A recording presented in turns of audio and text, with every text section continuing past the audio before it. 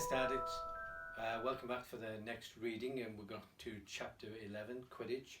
And this follows on from when Harry and Ron had defeated the troll to save Hermione, and now they were all friends because Hermione had stuck up for them. So we're now to chapter 11, Quidditch. As they entered November, the weather turned very cold. The mountains around the school became ice grey, and the lake like chilled steel.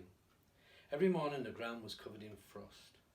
Hagrid could be seen from the upstairs windows defrosting broomsticks on the Quidditch pitch, bundled up in a long moleskin overcoat, rabbit fur gloves and enormous beaver skin boots.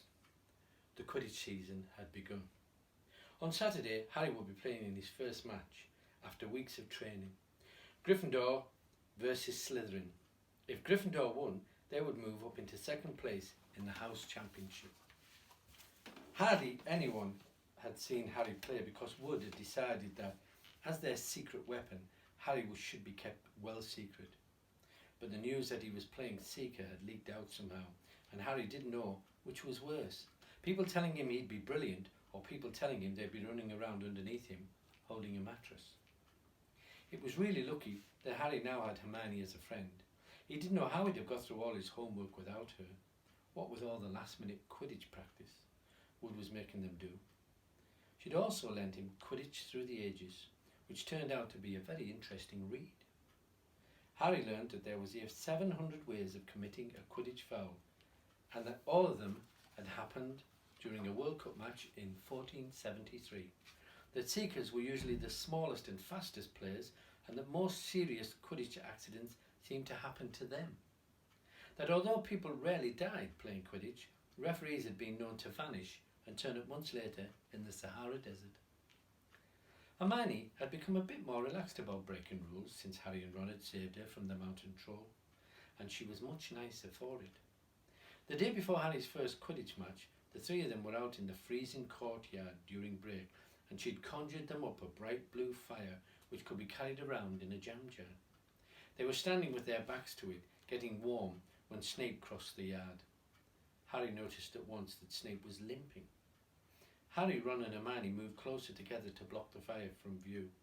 They were sure it wouldn't be allowed. Unfortunately, something about their guilty faces caught Snape's eye. He limped over. He hadn't seen the fire, but he seemed to be looking for a reason to tell them off anyway. "What's that you've got there, Potter?"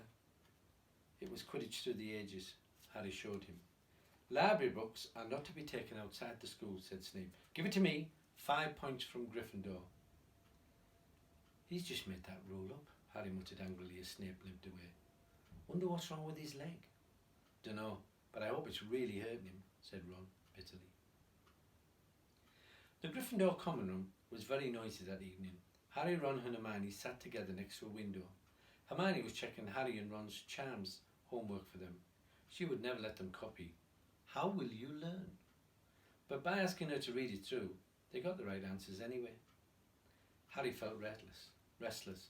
He wanted Quidditch Through the Ages back, to take his mind off his nerves about tomorrow. Why should he be afraid of Snape? Getting up, he told Ron and Hermione he was going to ask Snape if he could have it. "Rather you than me," they said together, but Harry had an idea that Snape wouldn't refuse if there were other teachers listening. He made his way down to the staff room and knocked. There was no answer. He knocked again. Nothing. Perhaps Snape had left the book in there. It was worth a try. He pushed the door ajar and peered inside, and a horrible scene met his eyes. Snape and Filch were inside alone. Snape was holding his robes above his knees. One of his legs was bloody and mangled. Filch was handing Snape bandages.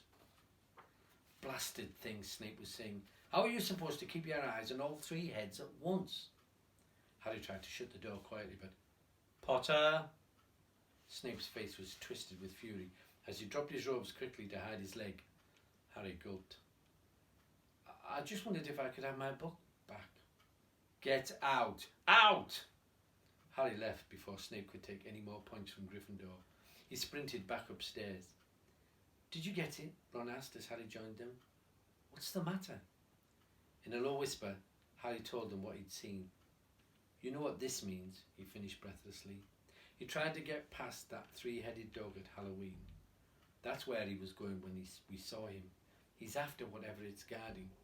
And I'd bet my broomstick he let that troll in to create a diversion. Hermione's eyes were wide. No, he wouldn't, she said. I know he's not very nice, but he wouldn't try and steal something Dumbledore was keeping safe. Honestly, Hermione, you think all teachers are saints or something, snapped Ron. I'm with Harry. I wouldn't put anything past Snape. But what's he after? What's that dog guarding? Harry went to bed with his head buzzing with the same question. Neville was snoring loudly, but Harry couldn't sleep. He tried to empty his mind. He needed to sleep. He had to. He had his first Quidditch match in a few hours.